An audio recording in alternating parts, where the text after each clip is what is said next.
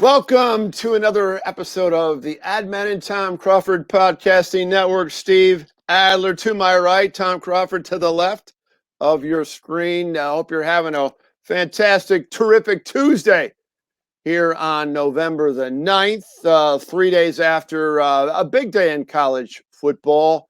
Not a lot of upsets going on in college football, except one in West Lafayette, Indiana. We're going to talk about that in a second. Going into both Michigan State now are 8-1.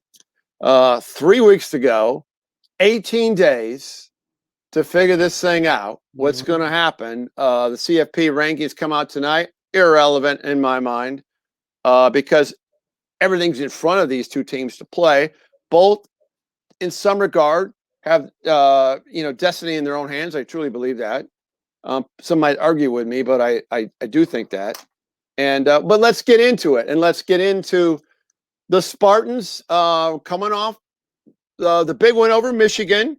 I think we brought up the issue: can Mel Tucker get his team, like Mark D'Antoni was able to? To not get caught up in the euphoria of the Michigan win and bounce back the following week, whether that was mentally prepared or not. One thing is for sure, Stevie Adler, your secondary's got some problems.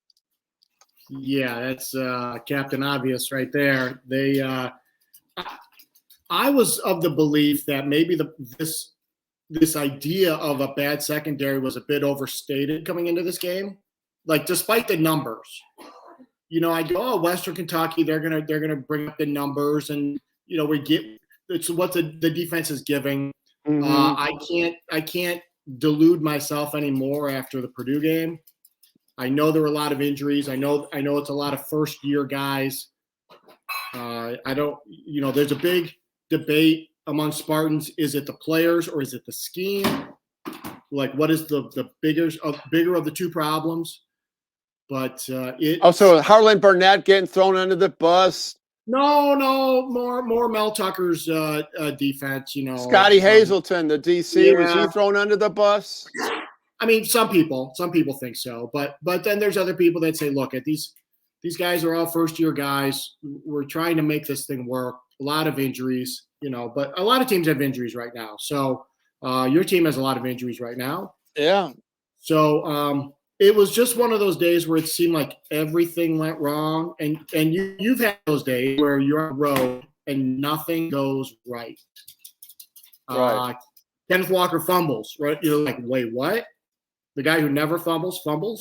Right. So that's a bad start, basically. On that first possession, because Michigan State was moving the ball. This Aiden O'Connell, Stevie, man, 54 times he threw the ball, completes 40, 536. That's the third highest in Purdue history. It's the fifth highest total in Big Ten history.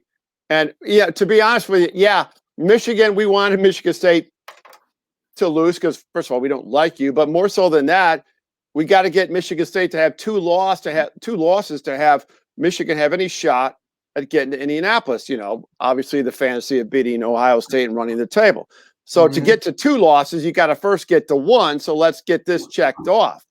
Yeah. But I just, looking back at it, all I got was frustrated. It's like, why to hell? I mean, I really was pissed off. I go, why the hell? When Michigan was up on Michigan State 30-14, did you quit freaking throwing the football? Because as Jeff Brom said in his post-game presser, I don't know if you saw that, he goes, listen, this isn't rocket science. We knew their weakness. Yeah. They can't defend and we can throw. They can stop the run and we can't run. What do you think we're going to do? Bad matchup, Purdue with a almost exclusive passing offense, and knowing that that's our weakness, and being at home, and coming off the big win, and trying to defend the playoff spot that is you got to keep winning, of course. Things just didn't line up. When we had to kick a field goal, and we're like, who is this kid running out onto the field? Like, things like that. Fresh. We're like, where's Coughlin, for crying out loud? Where was Coughlin? What's he had that some leg pull of some sort, I think I heard. I mean, I saw him kneeling down in a photo, proposing to his girlfriend Did he pull a Yeah. groin muscle or something like that during that? Yeah. There's all sorts of jokes you could throw in right there. Did it happen at that moment? Was it something that happened slightly after? I don't want to. Yeah. Oh, yeah. I assume those were those kind of jokes as well. Yeah. Yeah. But so I mean, it was just a weird game like that. Like, there's a field goal. I'm trying to remember. When Michigan State loses, I usually don't go back and watch. So my memory is a little different than after a big win. I can tell you exactly what happened. I know. But and when you get to be my age, maturity will set in. I'm actually watching Michigan games that they lose, so I can get a better feel of how big their problems are. But the aerial game obviously is the problem for Michigan State. I don't think Michigan State has any problem moving the football. I thought Kenneth Walker, other than the fumble, I mean, he had 146 yards. So I mean, he continues to to do well. So we'll get into the Maryland game coming up here, but I think the Maryland game is I think it's a good timing to get their game back together before they play Ohio State. I think that lines up. I think it lines up good, just like I think the Indiana game lined up good for Michigan before playing Penn State. I mean, you got a home game against a non-powerhouse team. Yep. Not suggesting it's going to be a cakewalk, by no means, because again, that defense. But it's weird because I'm not even that devastated by the loss. It was, during the game, there was frustration and all that kind of stuff. But as soon as the game was over, I was like, I mean, what do you think? We're on the table. It's tough to win on the road against a good team, and Purdue's a pretty good team. And it's fine. Especially after the week before, I found myself just like, how could I be down on these guys when they gave me so much joy 7 days earlier? So, I mean, I looked at it as, okay, we got the L. Let's go back to the drawing board. Because Mel talked about how a lot of the breakdowns were, a corner is guarding, David Bell is running down the field, and, Chester Kimbrough's on him, and then he's expecting safety help behind him, so he lets up, but the safety reads it wrong, and he's wide open. Like, there was a lot of things like that, I think. So I'm fine with it, but my main thing is, you start out 8-0, you just lost one. You're coming back home against Maryland. You gotta win this game. Because let me tell you about that Maryland game. It's going to be like the Michigan-Indiana game. Yeah, go ahead. Yeah, my point is this: is that you're going to win. You're going to win that game like Michigan beat Indiana. You're going to do it determined, but not. It's going to be a methodical, non-emotional, almost robotic, flat hangover. You're going to win. You're not going to be challenged that much, but it's not going to be a rah-rah, sis boom bah, atmosphere. I question that a little bit. I get why your game was like that because of the devastation of losing to Michigan State, right? I mean, you admit that. I mean, the fact. Oh yeah. Such an anticipated game and losing to your rival and all that. I think Michigan State fans are going to bring it strong on Saturday, despite the awful weather. I think that is coming, like 40 degrees. But it's going to be dry. I just heard it's going to be dry. I saw snow rain mix. I don't know if that's at game time or not, but I think Michigan State fans are going to bring it. I don't think the enthusiasm is going to be muted. I think they're going to be ready to go. So I think we're going to be okay as far as fan support goes. Right. So the CFP comes out tonight. As we're taping this, we don't know. Yeah. As I said before, I think these things are irrelevant. I think the committee is going to be, I think they're going to stick to, just like with Oregon and Ohio State, the head-to-head, they'll have Michigan State at number 6 and Michigan at 7 is what my project. I think they'll still do that. And then when Michigan State, if they get a second loss, and Michigan State, and then they'll move them ahead. I think they have this thing laid out. I'm and they have to be consistent. And I think these committee members are look at that schedule and say, hey, if we do this, we got to do this because what if that happens? And so we got to be consistent. And I think that's going to be their creed on that. You think Michigan State's going to be ranked better than Michigan tonight in the CFP? Yeah. I do. and I don't have any problem with it. No, it's 3 weeks to go. It doesn't mean anything right now. It doesn't mean anything. And it's because if Michigan State goes and runs the table, they deserve to be in the CFP, and they deserve to. Actually, they'll be Big Ten champions. Yeah, not going to happen. Not going to happen. But you're right. It depends. I don't know. This is something. This is a weird season, and I watched the entire. I watched the entire Ohio State Nebraska game, and I'm going to be honest about Ohio State. And listen, I'm not even going to start the fantasy about Michigan beating Ohio State. I got to see it to believe it. Okay, but my point is this: this Ohio State team, to me, is a good team, and it might even be CFP worthy. But it's the worst Ohio State team since the 11 team. Yeah. I mean, as far as not being complete. Right. But they always have the ace in the hole. They have Chris Olave. Yeah. And that Smith and I don't even know how to pronounce. Who's the other wide receiver? Garrett Wilson. I mean, Wilson. they got a ton of them. Yeah. And that's their, and listen, they have 16 5-stars on their team. The rest of the Big Ten has 11 combined. So right. That's Ohio State. So I'm not going to go there. I got to see how Michigan does at Penn State, and see if they can win a quality win in the road. Where the Penn State team is coming off a win and still has a little something to them. Yep. And then Michigan will win me back in terms of thinking that they can actually have a shot at beating Ohio State. Right. I want to go back to the Purdue game just for a second. Yeah. One thing that two things. Number one, there's Michigan State, the last couple of games has had 0 pass rush, so when we're throwing these DBs under the bus. That's true. I get that they're not great, but boy, it would help for the other quarterback to feel like he might get hit. Yeah. That was one of the big things when Michigan State played. When Michigan State finally brought the corner blitz with Justin White and he drilled McNamara, I was so excited, even though it wasn't a sack, because we drilled him for the first time.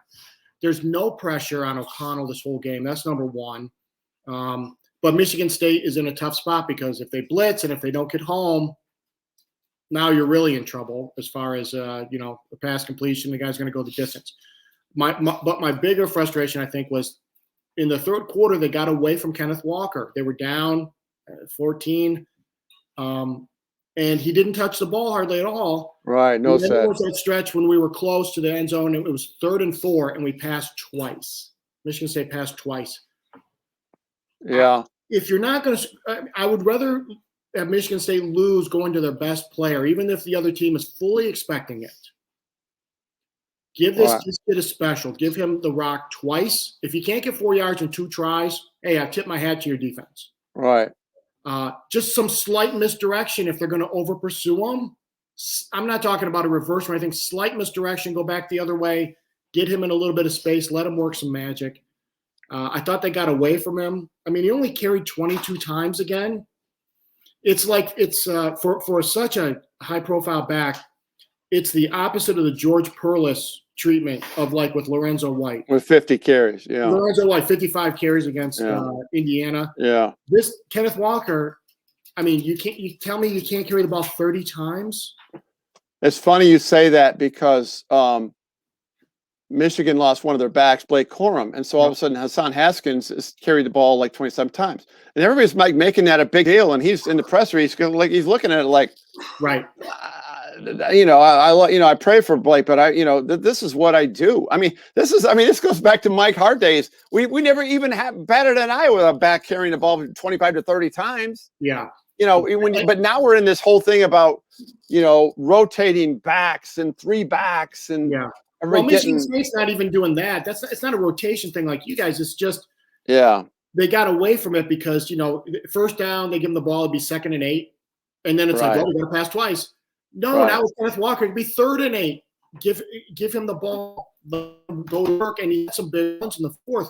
But in the 3rd quarter, they got away from him, and I think that hurt Michigan State. You got to have the faith when it's 2nd and 8 3rd and Right. 7. This guy can still get you first down. Right. So that's my gripe. Well, that's fine. And move on. Onward. Onward. Let's switch over to Michigan, and we're going to touch briefly on basketball. We're on the brink of college basketball starting for both Michigan State tonight, taking on Kansas, and then tomorrow Michigan host Buffalo. Michigan handed the Hoosiers 29-7. Very one of those yawner type of games, which I expected. You predicted an upset. And there were moments in that game where, You're thinking, what did I know? Well, I mean, it was 10-7. I mean, this is what typically happens. And then, when it got to 17-7, Indiana is just they're banged up. They've lost 5 in a row. It's Freshman I QB? mean, they're down to their McCullough. I wasn't thinking He's got potential. I mean, it's just they got a lot of banged up, and they got a lot of guys hurt in this game. And Michigan had 3 guys go down in this game. There are a lot of guys, a lot of tent activity going into the tent. Yeah. I mean, I guess when I made that bet with you, I wasn't thinking about their quarterback being a freshman. It was more to make the point, and which could continue today, about Harbaugh crying about officials and had not in the game. And by the way, do you have a Venmo to get you your $20? Do you understand what Venmo is, old man? No, I do that, and I know how that works, and I'll ask my wife what the number is. I owe you $20. I don't myself. Yeah, because I don't know when I'm going to see you. I mean, by the time I see you face to face, $20 probably won't be of much value with inflation going up. So I'll Venmo it over to you if you understand that modern technology. So anyway, the Wolverines win again 29-7. Hassan Haskins 27 carries, and this kid's he's a great kid. 168 yards he had. He's a good back. He's a good back, and Luke Schoonmaker, Eric Gall did not play, the tight end. So Scooney is a great kid, man. Big kid, 2 touchdowns. The red zone thing looms huge for Michigan. It still looms a problem.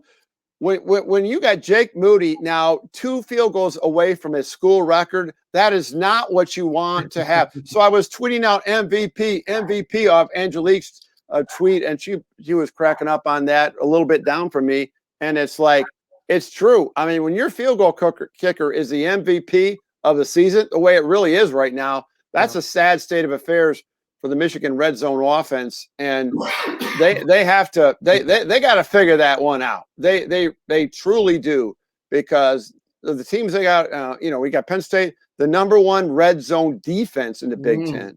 And then Ohio State just being Ohio State, where you got to score touchdowns. That you can't kick field goals. You can't kick field goals against Michigan State. Yeah, you might be able to beat Penn State with field goals, maybe, but you're not beating Ohio State with field goals. That's for sure. 7 field goals in 2 games, not good. But I like Michigan's situation.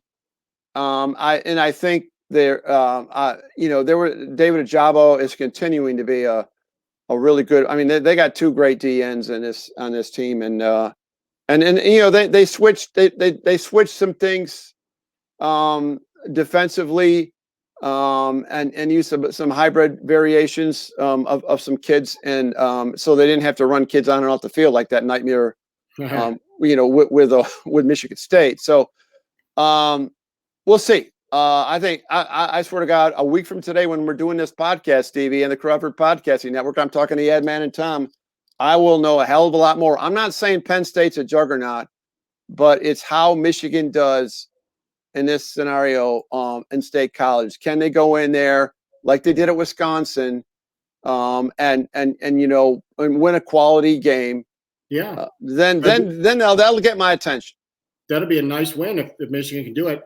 Noon kick, I think, right? Yeah, it's a nooner. All these. This is so cool laying out. We already know all the times. I mean, a nooner for Michigan against Penn State, and then Maryland at 4:00 on Fox. The following week they switch. It's Michigan State, Ohio State, a nooner down on ABC. against Ohio State. That's going to be a huge game. And then Michigan plays Maryland on the Big Ten Network at 3:30. And then the following week, Thanksgiving weekend, the big end of the season thing, Michigan, Ohio State at noon in Ann Arbor, 63 miles up the road, Penn State at Michigan State. Mhm. I think that's a 3:30. So there, it's all laid out. 18 days from now, we're going to find out where this Big Ten season is gone. So far, so good for both our teams. I would say a little disappointing. Obviously, it's still hurting from the Michigan State loss, and for Michigan State fans, and I get this all the time in the dog walks in the neighborhood. Well, if you asked me if at the start of the season we were going to be 8-1, I mean, it's like, can you guys come up with a kind of more creative opening line with me or something like that? But that's kind of like the viewpoint is. Well, they're not wrong, but you can't start out 8-0 and then go 0-4 and go, well, we went 8-4 and no one predicted that, so great season. No. You cannot go 0-4 to end the season. Do you think that's good? Do you think that's feasible to happen? One of our mutual friends stated that on social media, said they're going to end up 8-4. Who's our mutual friend? JR. Oh. Well, he's wrong as usual. No, that's why this Maryland game is so critical, because if Michigan State loses, the wheels could come off. It could happen.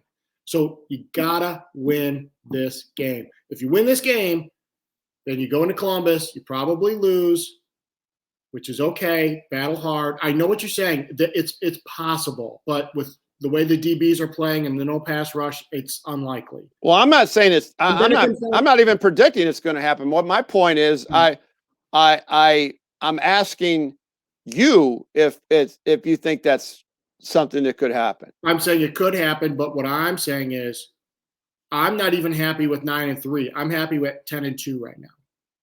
Because the way I look at it is, you beat Maryland, you lose to Ohio State, and it all comes down to Penn State. It all comes down to that home game. Fans will be crazy.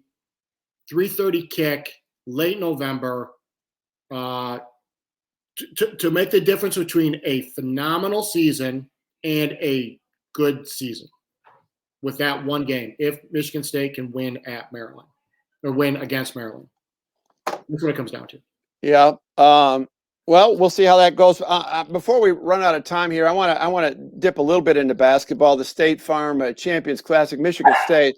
This is kind of getting boring. These same damn 4 teams. I don't understand why this is the case. Michigan State, Kansas, Blue Bloods. Well, yeah, they're not so blue. Maybe. We'll see how that goes. I mean, it's not like Kentucky's been a juggernaut. No. And Duke was pathetic last year. This is Coach K's. I'm wondering if after K leaves, maybe they'll get some new blood in here. It doesn't matter. The tournaments are all over the place, but this one, I attended this actually the same Michigan State Kansas matchup when it was down in Indy. It's in MSG this time. 2 exhibition games. You can't evaluate anything against D2 competition. Right. But I'm going to start out with a question. And it just has the personnel. Who's Michigan State's best player? Boy, I wish there was such an easy answer to just come out and just say it. I don't know. Well, I wouldn't think you'd know because Max Christie? What's that? Well, yeah, you're dealing with an unknown entity. It's like a guy like Devontae Jones coming in from Coastal Carolina. Is he going to be Michigan's best? Well, other than Hunter Dickinson. But my point is, it's like I saw this projection of the top 20 players in the Big Ten, and it's like Michigan State obviously has a bunch of players that are kind of a lot of average players. Yeah. Good depth above average with a big question mark of how good Max Christie can be. Yeah. But Gabe Brown was the highest rated Michigan State player at number 20. Yeah, I'm okay with that. There was an article, I think it was in the Free Press today, or maybe it was in Spartan Mag. They were talking about Gabe Brown and comparing him to Matt McQuaid, hoping that he has the same breakout last year. Yeah, whatever. Last year, Yep. where you've been kind of frustrating, where you've had moments, and then at a certain point in your senior year, things start to click. Yeah. And you start being a force, and you put the team on your back. And I'm not saying McQuaid put the whole team on his back, but he had moments, you know what I mean, where he was, dropping 30 against Michigan and, drilling you guys with threes and whatnot. So I think that's kind of the hope for Gabe Brown. He's been, for me, a frustrating guy who's got all the athleticism in the world, but I want to see him put the ball on the court more instead of just shooting. Like, has he worked on his handles at all? No, yeah, you're right, because he can shoot. He's got great elevation on his jump shot. It really looks good. But he disappears offensively. Yeah, you're absolutely right. And he needs somebody to get him the ball. He can't create on his own. Stop hiding in the corner.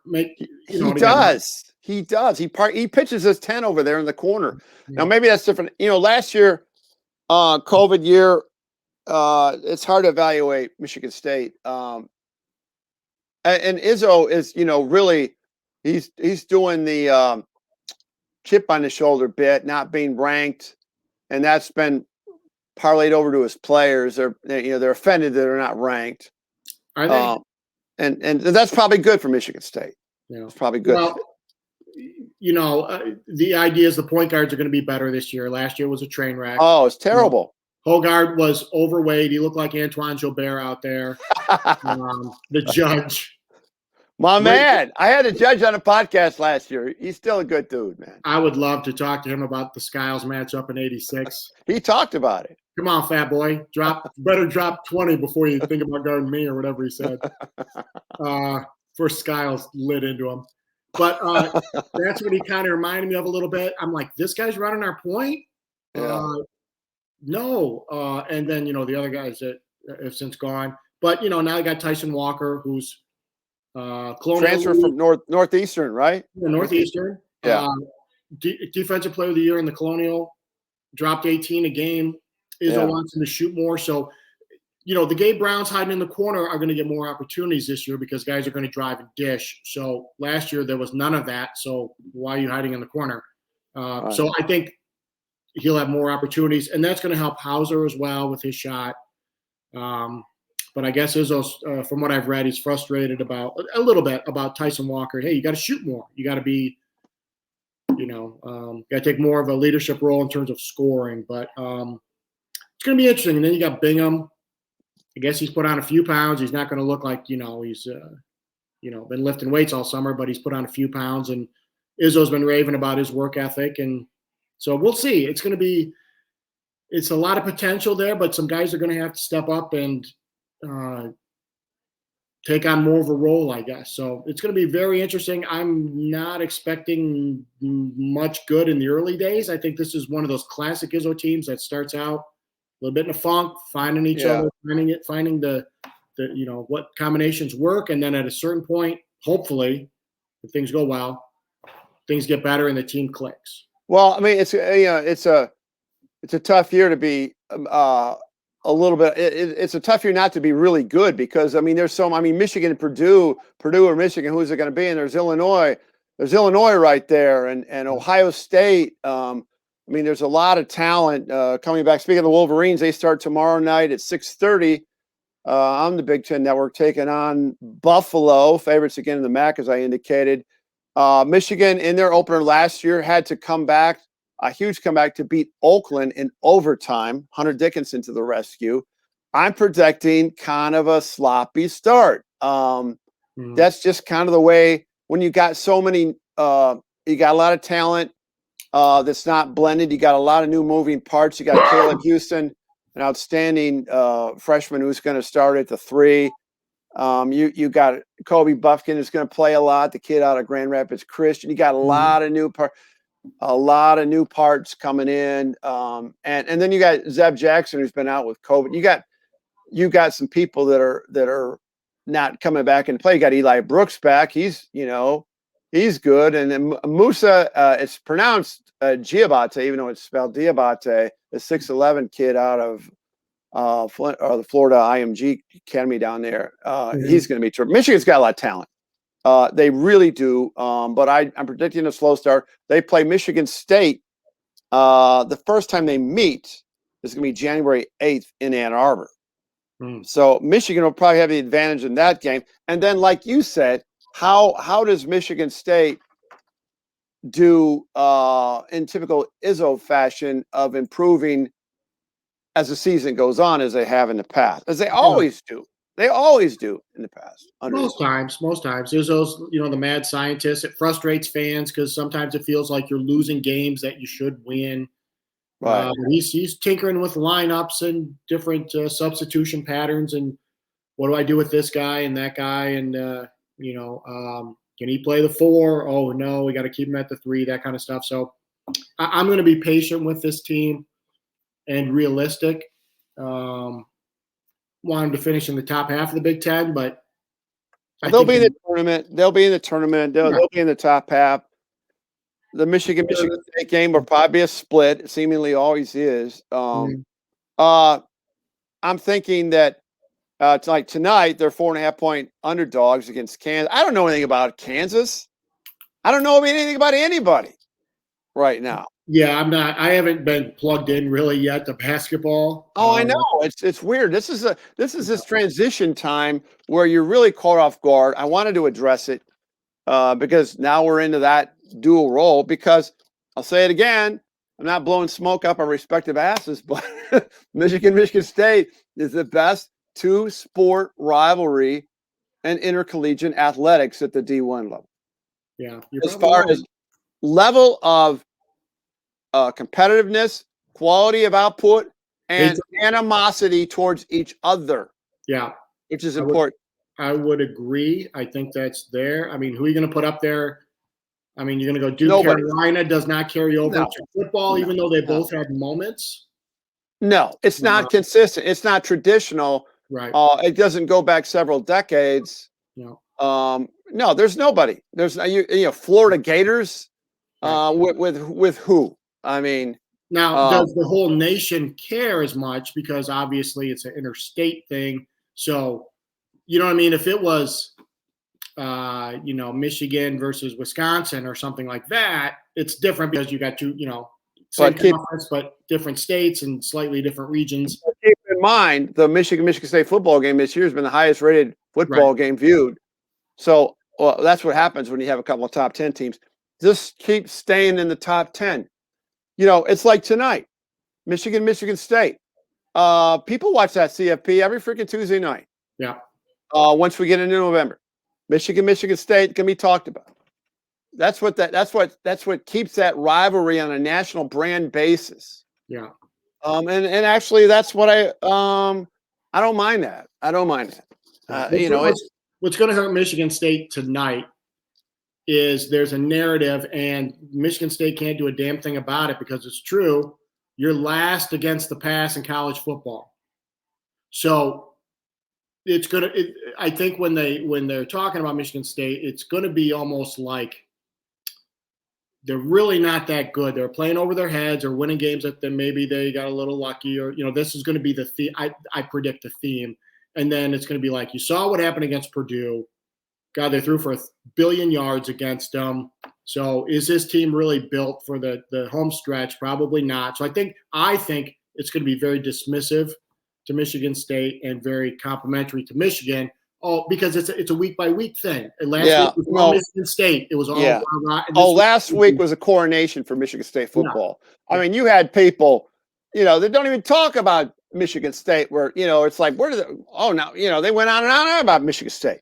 But all the talk radio all week was that I listened to, the national talk radio on my long drive to work, was, I don't understand why Michigan State's 3. What about Cincinnati? You put their resumes together, Cincinnati should be above Michigan State. That was every channel I turned to was Cincinnati got screwed and Michigan State probably doesn't belong there. And maybe they were right after last week. Let me say this about Cincinnati. So College Game Day was at Cincinnati, okay? And it was like, oh my God, it was just this ass kissing for 3 hours about Cincinnati. Desmond, David Pollock, they're playing to the crowd, blah, blah, blah. Cincinnati, you guys deserve a group of 5, blah, blah, blah, blah, blah. But you guys got to get into your style points issue, okay, guys? Okay, they're playing Tulsa at home at Nippert Stadium. They almost lost again. Yeah. So Cincinnati, and you have no credibility ahead of you, I don't think should be in the CFP. This tells you get to the freaking 12 teams as it should be, which would be sweet this year because both our teams would be in it. No, 12's too many.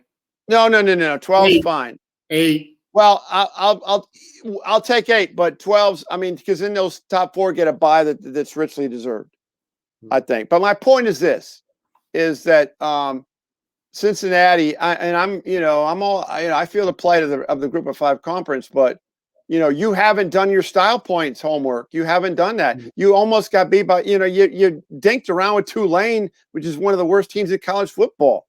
Yeah. So I don't have any sympathy. I don't have any sympathy for Cincinnati. Yeah, it's okay to have one of those, but when you start having them back to back, yes, that's when I think as a committee you have to go, wait a second. Like anybody can have an off day and right. have a so-called inferior team hang around, and you need an ugly win. But they'll start piling up, and then if you're a Group of 5 team, that's got to count against you. Absolutely. So they didn't take the challenge. They didn't follow through on the challenge that everybody was challenging them about style points. And so anyway, well, a week from today, hope the canvas might be completely a new canvas, and we might have totally different discussions. Who knows? Both teams could win. Michigan State. Both teams could lose.